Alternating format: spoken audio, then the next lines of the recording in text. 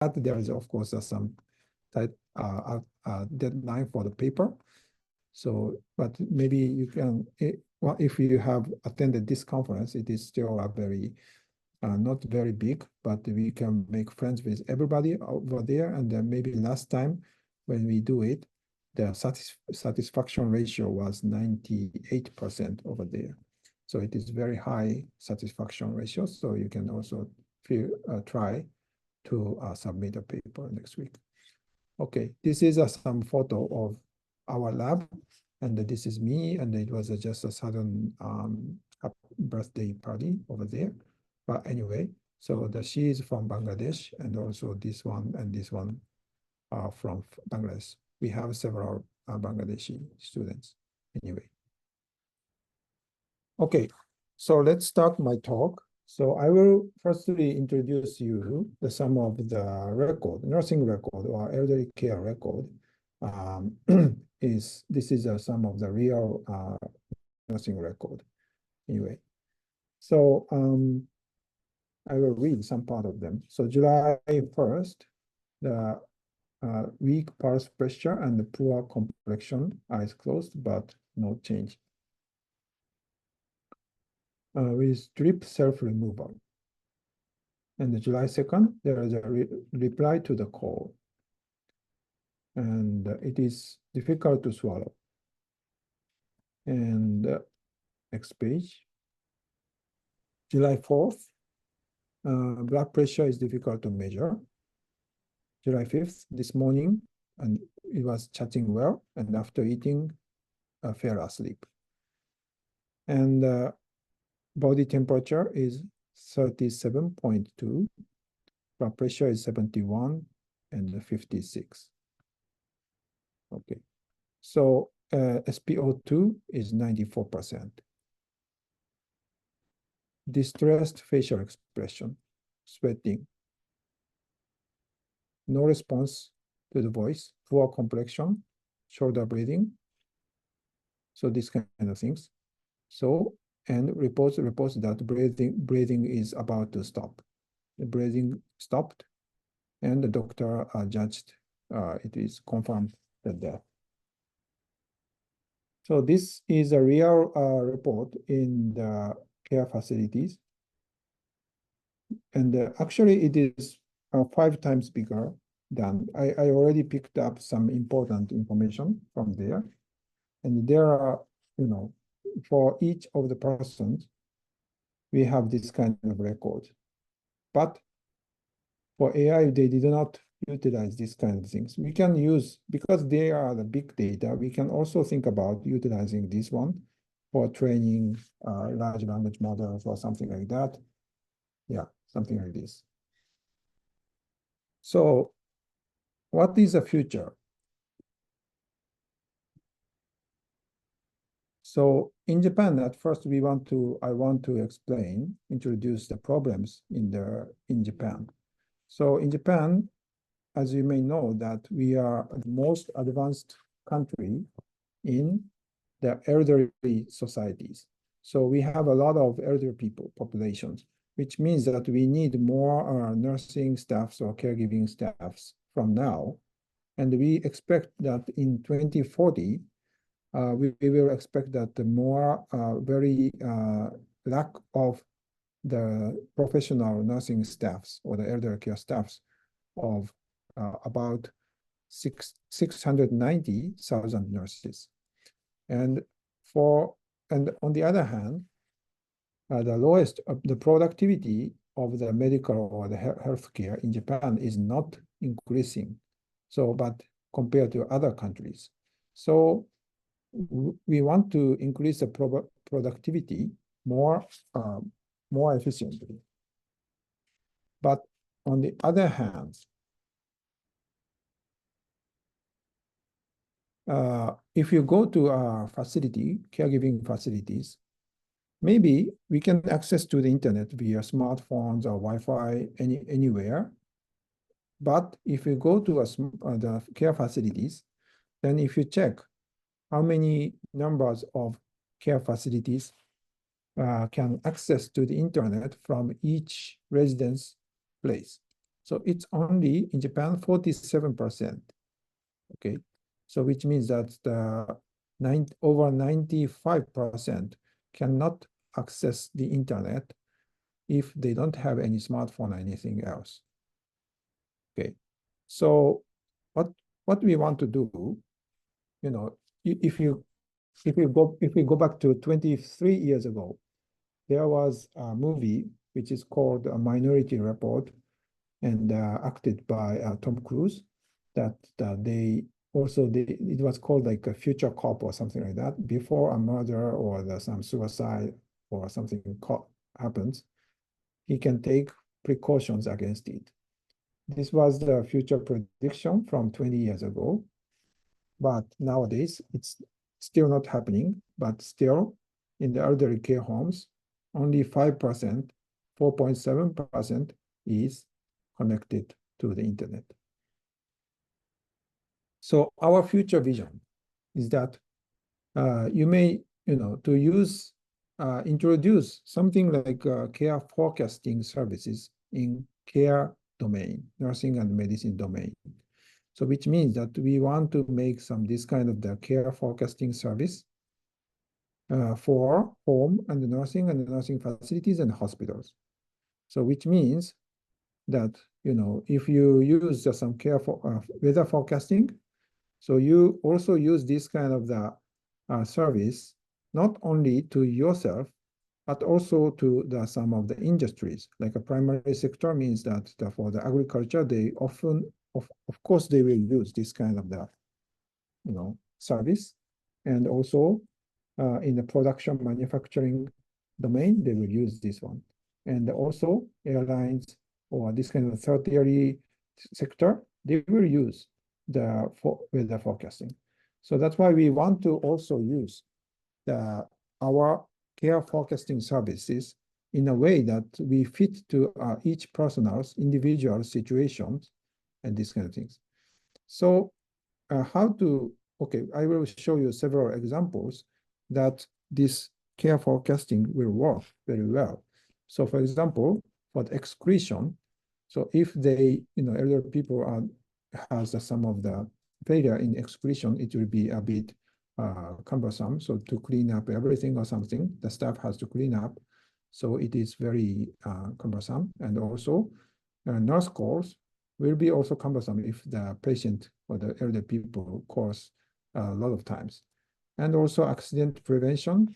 So they may fall down or they may have an injury from some tables or some furnitures or something like that. And also there are some dementia patient has wanderings or the unstable behaviors. So these kind of things, if we can predict or forecast these kind of things, then the staff can take measure in advance, or they can take some proactive measure or the countermeasure for these kind of things. And also psychological state of users and staff.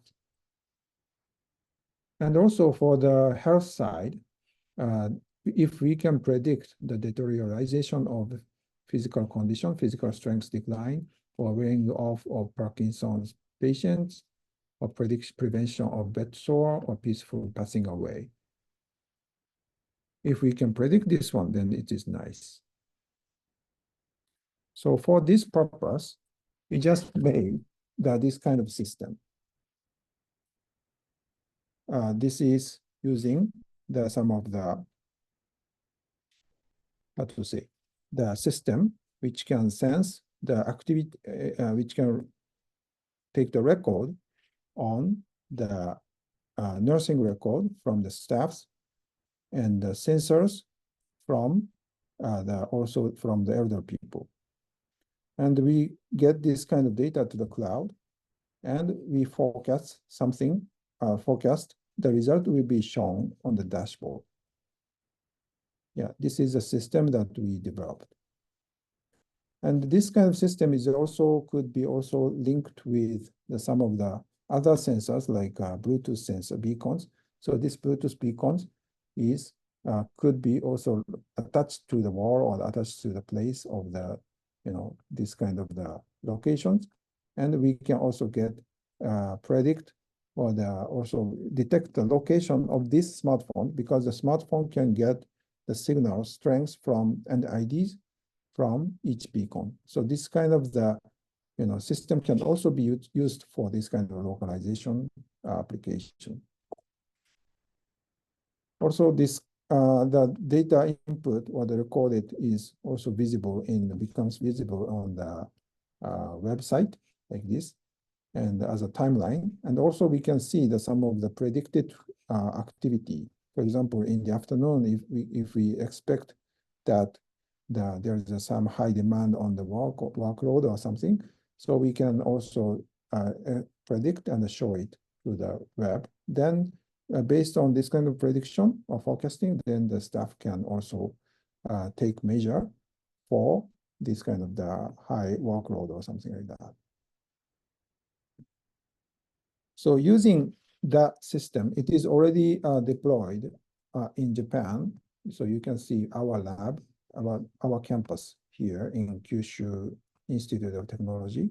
And if you zoom out like this, then you can see some point that our system is installed. So you can see that it's not very clean, but you can see that from the world, in Japan, sorry, it is already deployed, like from Tokyo to Kyushu, and also it already went to Hokkaido, north part of Japan right now. Yeah. So sorry. So using this kind of system, we can also try several machine learning approaches to predict the things that we want to predict that I listed before. For example, excretion. We can also predict these kind of things using from 1 hour before we try to predict the excretion or not of the specific patient. And I will say that this is not general, but this is very specific to a person. So personalized things. We cannot predict everybody, but if we focus on one person, then we can sometimes predict. So which means that we are not focusing only on the record of the, for example, water intake or this kind of biological features or data, but we can also utilize the, data like, for example, one person has some lifestyle that before they go to a toilet, they want to change the clothes, for example. If they have this kind of habit kind of things, then we can utilize this kind of data. Like, okay, if he's he's changing the clothes, then we can predict that 1 hour later, we can predict if they are going to go to do a toilet. So this kind of the prediction we could do if we personalize the prediction model. And this is another result. We used some data of the passing away from, I think, like 180 people or something from three years. Then from the sleeping patterns, we could find that some of the keywords rise up a little bit from 6 months ago or 3 months ago before they pass away. So for example, good sleep, this number increases, and this number increases from 3 months before. So this kind of things we could also see. So this is not still, we are not still forecasting, but we can also see this kind of sign anyway before passing away. We are also using a video, like you can see that this kind of the camera. This is called a fisheye camera because we can see all over this is a wide range lens, so that we can see all over the place. But this is a kind of the care facilities. It's a lunch time.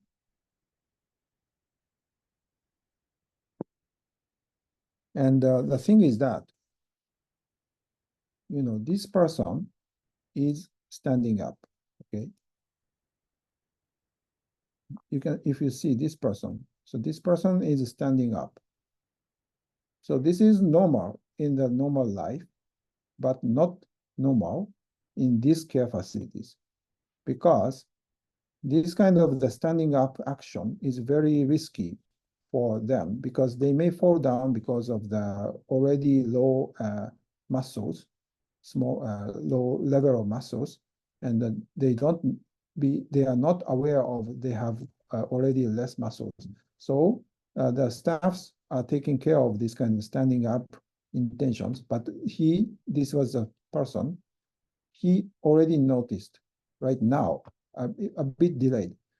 In this case, it is okay because she is healthy in body as a muscle. But in case if she is not healthy, then she will fall down, and sometimes it goes to a breaking the bones or something. So it is a problematic in the care facilities. So we wanted to predict this kind of the intention of standing up.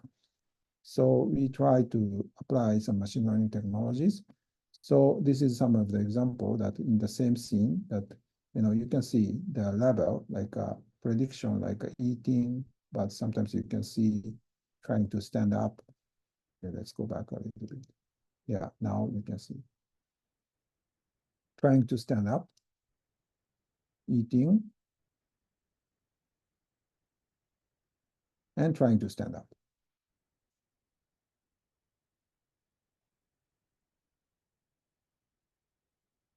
And actually still trying to stand up. And after you wait for a little bit. Wait.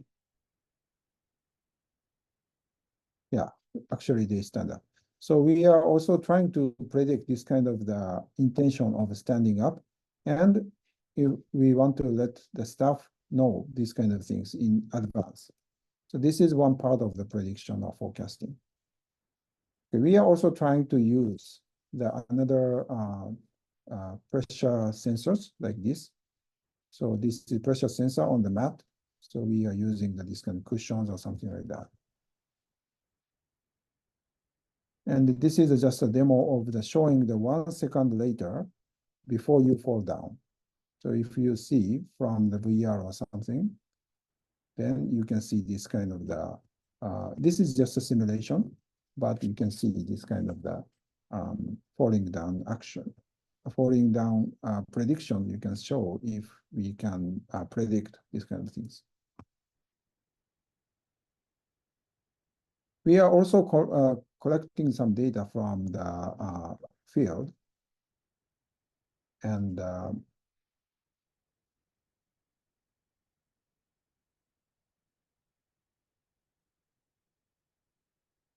sorry.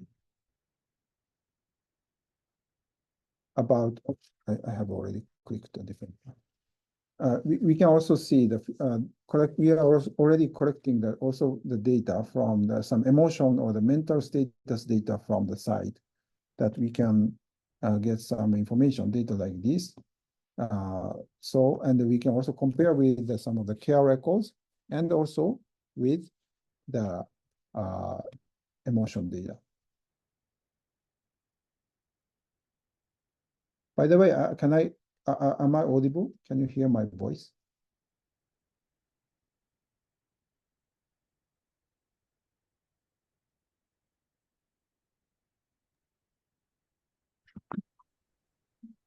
Sir, can you say again? I can't hear. You are listening to me, right? Yes, obviously. We are listening to you, sir. Okay. Yeah.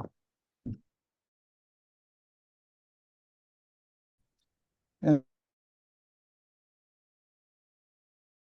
yeah, this is Sir,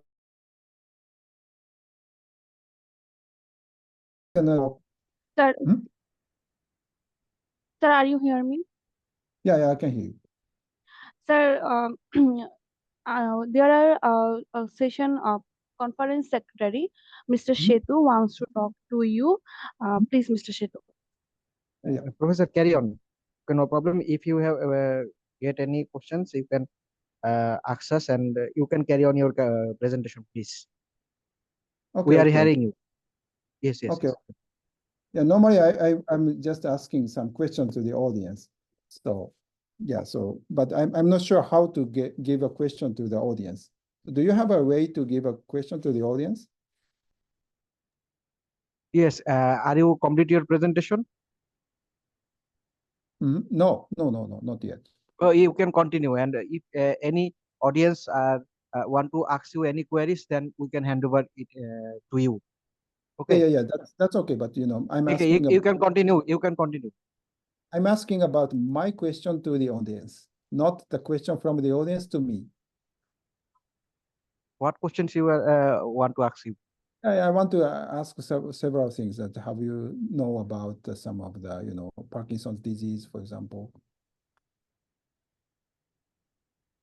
Okay. Yes. We can know about it, about autism or these kinds of Okay. mental stress disease. We are know. Okay. So Yes. We are know about that. Okay. So then I will Many continue. students work on Parkinson disease, apply deep learning and machine learning technology for Oh, detecting the Parkinson disease. So no worry, you can continue, please. okay. Thank you very much. So I was just adjusting my level of talking to which kind of audience I should talk. Okay, anyway. So this is a kind of the Parkinson disease prediction. So this is, she's not a patient actually. Parkinson disease patient. So they have. With the help of levodopa treatment, patients are relieved of their symptoms. But the longer they use the treatment, the symptoms reappear frequently. This is wearing off phenomenon. We were able to. Yeah, this kind of the shaking or fixing the body, this happens without if they don't have the proper medicine. So we are trying to predict this kind of the shaking or these kind of things 1 hour before. So it's not the detection, but the prediction kind of things. Okay, so I want to talk about the more technical things from now. So is machine learning sufficient? So I would say that it is a very much different domain compared to the machine learning trends and for the forecasting. So because in the machine learning, that we are trying to the domain that the large data exists already, like a text or image or something like that. Okay, and for the data for forecasting, still we don't have much data. And the information from the data, we can get a lot of information, especially high dimensionality is over there. But in our data set, because it's like just a text record or the just noisy sensor, there's some inertial data or some mobile sensor, it does not provide very rich information. And application-wise, they are normally trying for a single application at one time, but we can also try from the single data. We want to try for health forecasting stuff, status, action, mental things, these kind of things. As for the generality, so maybe we need to go very personalized compared to the general model, as I said, for the excretion example. So we are also trying to do some federation kind of things. Federation means that we coordinate model to model, so like this kind of way.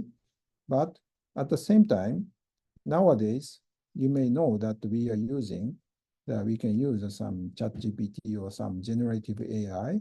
So I will talk about the generative AI later, but for this kind of federation, we have already proposed several approaches.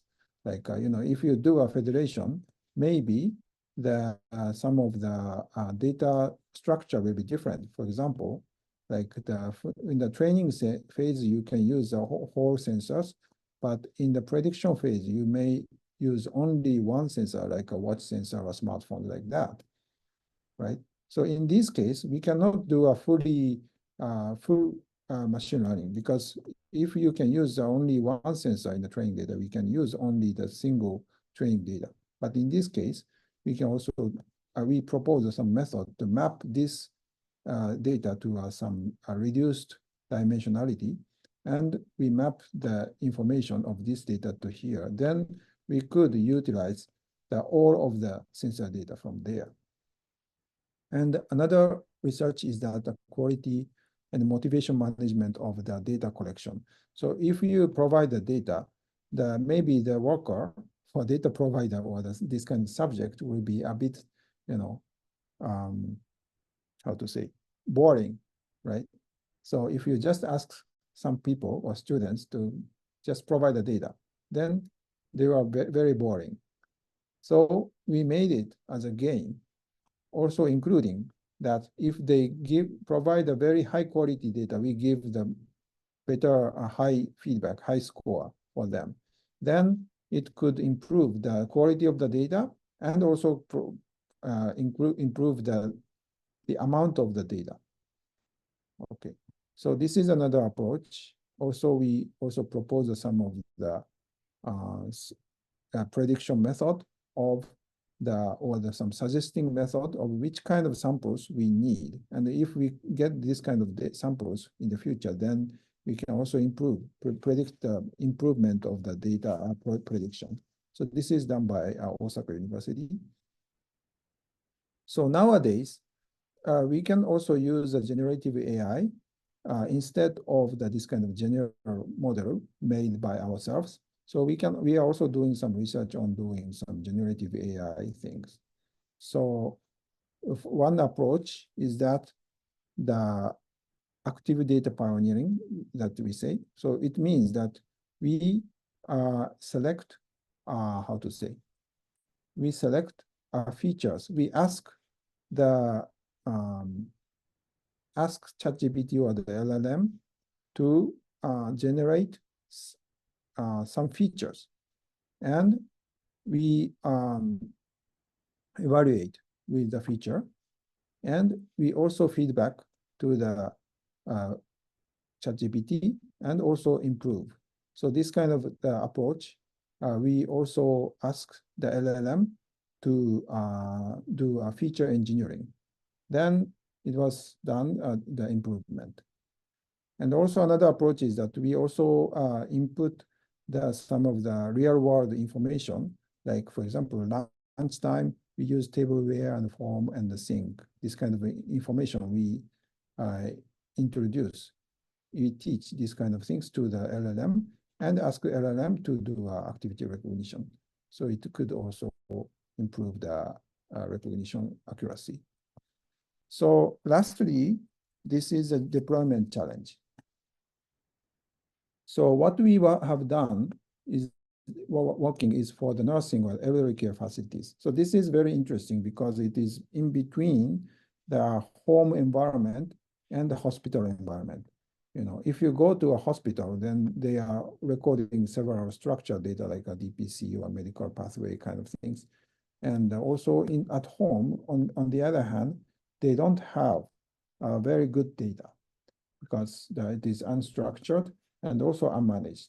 But in between, the elderly care homes, they have a data, like I said, I showed like, the care records kind of things, which is the text data mainly. They have a data, but unstructured. So this is the most technically easy to do analysis on the hospital data. But the elder care is a bit more difficult. But if you go to home, it's completely difficult. So generative AI can do something for this kind of situation. This is our future challenge. And also, if we can do it, then we can expand our research to the large scale of the people in Japan or anywhere in the world. Okay, this is the plan that we want to do. We want to how to say do the forecasting utilizing the generative AI also, and also the forecasted result we want to deliver to the right professionals at the right time. So for this kind of the research, we have already started a research center in Kyushu Institute of Technology, which is named CARE XDX Center, which combines the DX, digital transformation, and XD, experience design. So these are our new center, which we are working. And we are also teaching the care IT structures. So in all over in Japan. So we are trying to make a community of both utilizing AI and also working for care, elderly care. So these kind of things. So let's make the good future. This is the final slide, and the summary is like this. And this is actually this is the last slide. So if you are interested in, so this is a hybrid conference. So if you can just submit a paper, and if you can come, you can travel, and if you cannot, you can do attend online. But and as well, we also hold some of the, how to say, the challenge or competition over there. So this year we are planning to do maybe 2 or 3 challenge competitions over there. So this is good for younger students or some younger researchers who wants to know about how it is for the challenge. So you can try. So every year, maybe many students from Bangladesh are participating to this challenge. And the one good thing is that if you attend the challenge, then you can also write the paper, and it is published in open access. Yeah, that's it. Thank you very much. Thank you, dear Professor. Thank you, dear Professor, for your valuable speech. Now time for questioning the audience. Do you have any question? Yeah.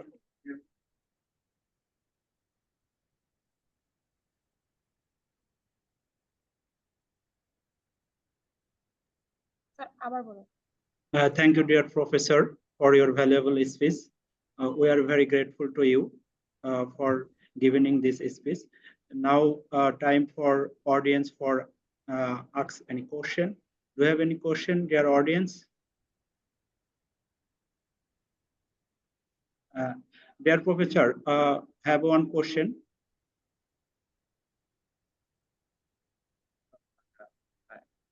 Can you hear me? Yes.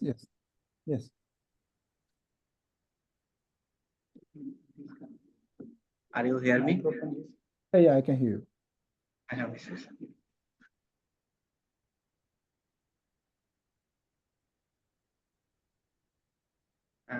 My question is,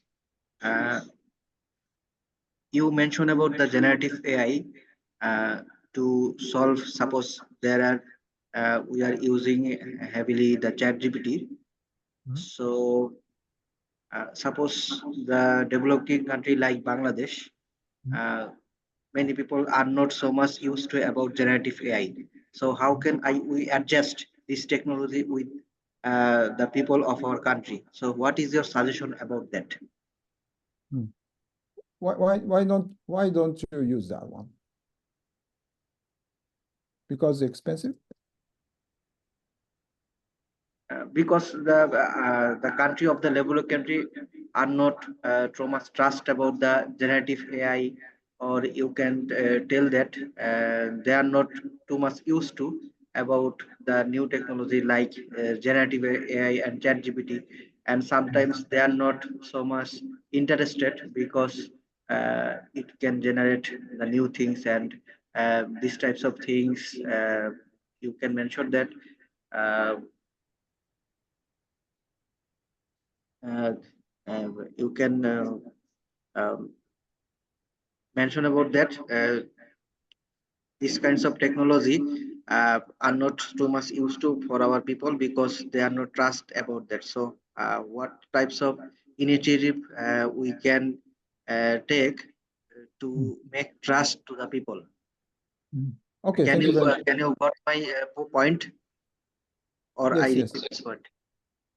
Okay, thank you very much. It's a nice question, I think. And I think that, compared to before, using the, LLM is technically not that difficult. For example, if for example, 20 years ago, if the people from developing country wants to experience some advanced technology, like for example, like some good car or good train, Shinkansen, or some rapid train kind of things, you have to come to the advanced country, for example, developed country. But for ChatGPT, thanks to internet, you can access to ChatGPT from everywhere in the world.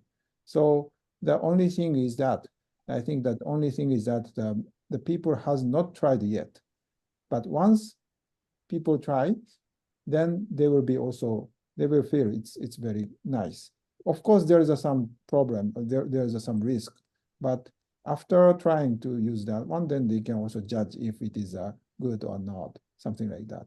And yeah, this is my Professor, I suggestion. have another question. Suppose we are developing a database in our country, because in a country like Bangladesh, there is a lack of the data to continue the research with activity behavioral learning. So, can I tell us about any standard or any uh, standard tool or any standard system to collect the activity recognition data from our country, or any Okay. standard or any format to collect this data from the users or from the local people? Thank you very much. So nowadays, open data is available a lot. So if the people want to do a research on the basic activity recognition, they can also look for the internet, so they can get the data. But if maybe my interest is not like a basic activity recognition, but I want to do more specific, more professional activity recognition, these kind of things. And for that, for sure, we need some data. And for collecting the data, the most difficult part is not the sensing or not the data collection itself, but the labeling or annotation of the ground truth, or the ground truth data is the most difficult, because this needs a human labor. And we have developed the tool I showed you is, I will go back the slide a little bit.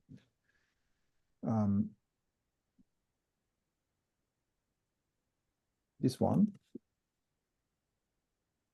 is nowadays it's used for care records, but also it is used for our research purpose, like activity recognition, collecting the data, because we can change the label, this kind of the buttons to any kinds of the labels, and we can use it as some kind of the sensor, and also a time, how to say, recording the time. So yeah, speaking about my experience, last month, we went to, also we provided this tool to UK's researchers. So they are using this one. They installed to the Android, and they also asked us to make the host server. Then they used this system to collect their data. So it can also happen in Bangladesh. So you can also use this tool and collect the data. So it will reduce some of the cumbersome part of the data collection. Yeah, this is one suggestion. Okay, thank you, Professor, for giving your response about it. Dear Professor, I have one question. You collect the data from human, so how to ensure the security for user patient data or something? Did you consider any security issue in your research? Physical security or cyber security? Yes, cyber security. Okay, security things, yeah, we have to consider both of the cyber and the physical security if you consider, because we are doing this activity recognition kind of things. And talking about cyber security, it's normally, yeah, we have to start from the basics of the cyber security in the just cloud systems or smartphone systems. We are just following to that kind of the regulations or the rules. So it's not that, for now, it's not that very difficult, but right now, any communication channels are just crypto communication.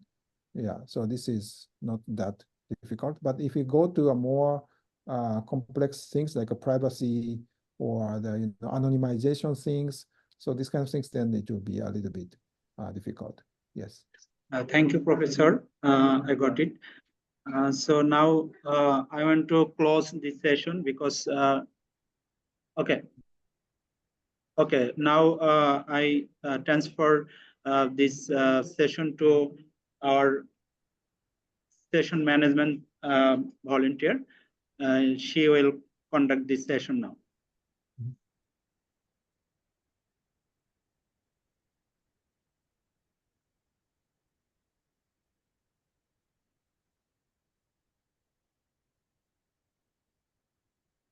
I cannot hear you. শুনতে পাচ্ছি না।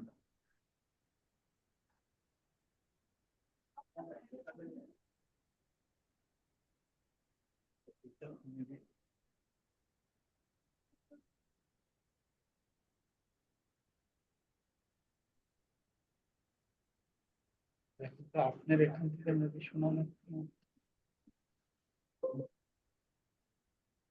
Hello, Professor. Yes. Can you hear us? Yes.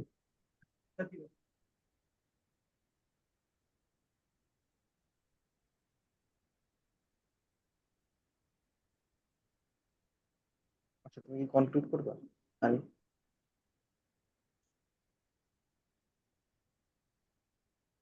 Hello, Hello.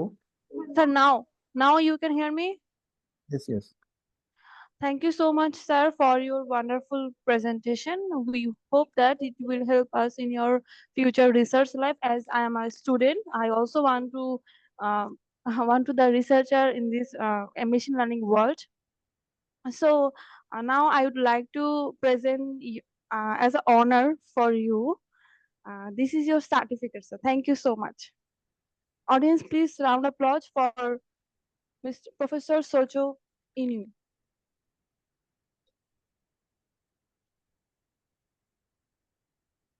Hello.